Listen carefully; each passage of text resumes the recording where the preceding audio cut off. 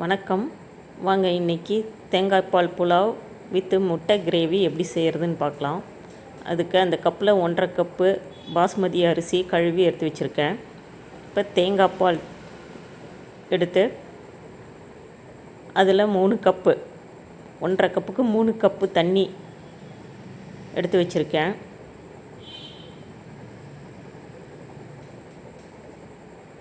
தண்ணி பத்தலைன்னா கவலைப்பட வேண்டாம், அதோட நார்மல் தண்ணியை ஆட் பண்ணிக்கலாம். இப்போ அதிலே ஊறட்டும் கொஞ்சம் நேரம். அதுக்குள்ளே வெங்காயம் இதெல்லாம் ரெடி பண்ணிக்கலாம். வெங்காயத்தை கட் பண்ணி வச்சாச்சு. அதுக்கு தேவையான மசாலா பொருட்கள் பிரிஞ்சி இலை, மிளகு, சீரகம், பட்டை, 2 கிராம்பு, 1 ஏலக்காய், கொஞ்சம் புதினா இலை, இதெல்லாம் எடுத்து வச்சுருக்கேன். இனி அடுப்பில் பாத்திரம் வச்சு அதில் 2 ஸ்பூன் நெய் விட்டுட்டேன்.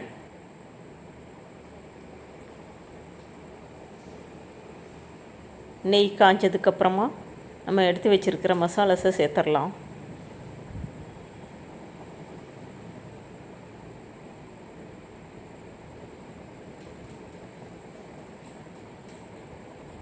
மசாலா நல்லா பொரிஞ்சு வரட்டும்.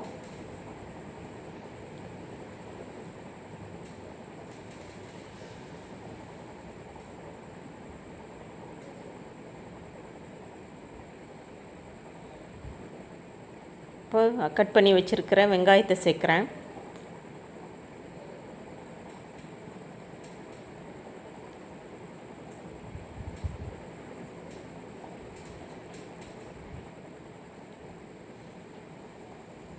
வெங்காயம் வதங்கினதுக்கப்புறமா நீளமாக கட் பண்ணி வச்சுருக்கிற ஒரே ஒரு பச்சை மிளகாய் சேர்த்துக்கிறேன்.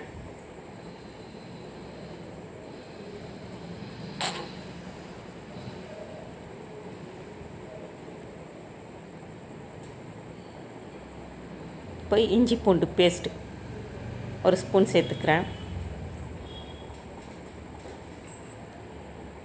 பச்சை வாசனை போனதுக்கப்புறமா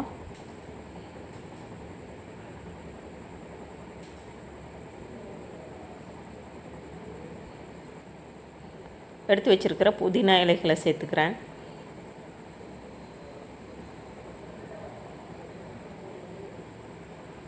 இப்போ எல்லாம் நல்லா வதங்கி வந்துருச்சு. இப்போது நம்ம எடுத்து வச்சுருக்கிற தேங்காய் பாலை அதோடு சேர்த்துக்கிறேன். அரிசியை கொதி வந்ததுக்கப்புறம் சேர்த்துக்கலாம்.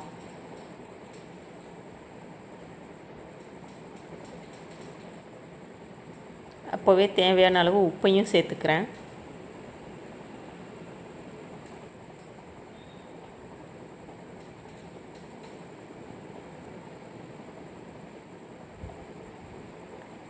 கொதிச்சிருச்சு தண்ணி. இப்போ நம்ம அந்த அரிசியை ஊற வச்சுருக்கிற அரிசி அதோடு சேர்த்துக்கலாம்.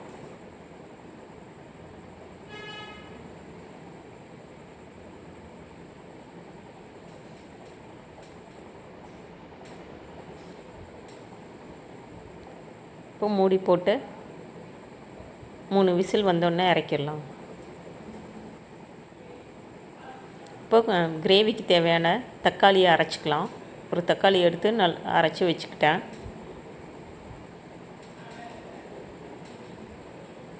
அப்புறம் கொஞ்சம் முந்திரி, 1 ஸ்பூன் கசகசா,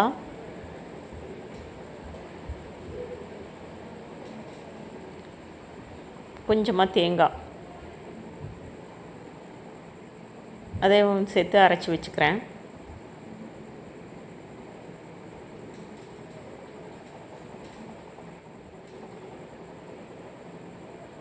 அடுப்பில் பாத்திரம் வச்சு அதில் எண்ணெய் ஊற்றி கல்பாசி சிறிதளவு சேர்த்துக்கிறேன். இந்த வாசனை ரொம்ப நல்லாயிருக்கும், அதனால் சேர்த்துக்கிறேன். 1 ஏலக்காய், பட்டை, கிராம்பு சேர்த்துட்டு பொடியாக நறுக்கி வச்சுருக்கிற வெங்காயத்தை சேர்த்து வதக்கிக்கலாம். கொஞ்சம் சோம்பையும் சேர்த்துக்கலாம். அப்புறம் கருவேப்பிலை, இதெல்லாம் நல்லா வதங்கினதுக்கப்புறம்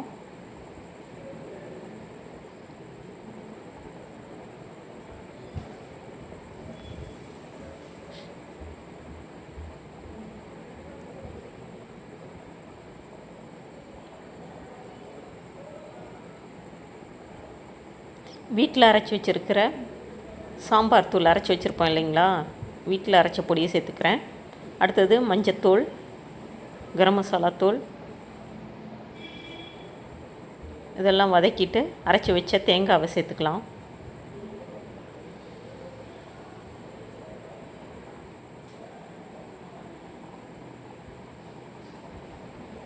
எல்லாம் ஒரு வதக்கிட்டு தேவையான அளவு தண்ணி சேர்த்து பச்சை வாசனை போக வரைக்கும் கொதிக்க வச்சுக்கலாம்.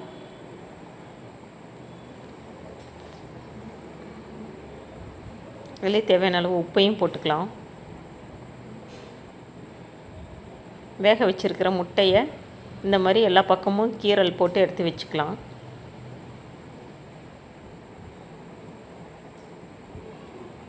இப்போ மசாலா ரெடி ஆகிடுச்சு.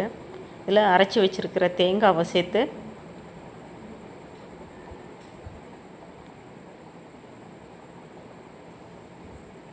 உங்களுக்கு எந்த அளவுக்கு கிரேவி வேணுமோ அந்தளவுக்கு தண்ணி சேர்த்து ஒரு கொதி வரட்டும். அந்த டைமில் உப்பு சரியாக இருக்கான்னு பார்த்துட்டு பத்தலைன்னா போட்டுக்கலாம்.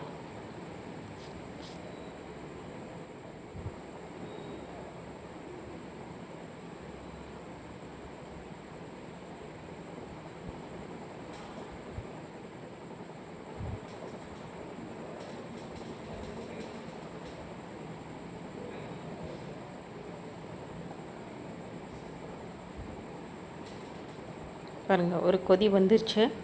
இந்த ஸ்டேஜில் முட்டையை சேர்த்துக்கிறேன் நான்.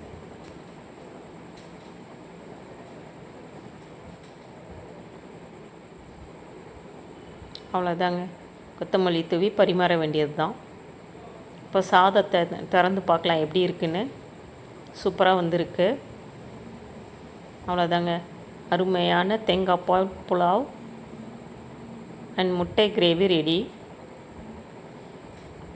உங்களுக்கு பிடிச்சிருந்தா நீங்களும் இதே மாதிரி செஞ்சு பாருங்கள்.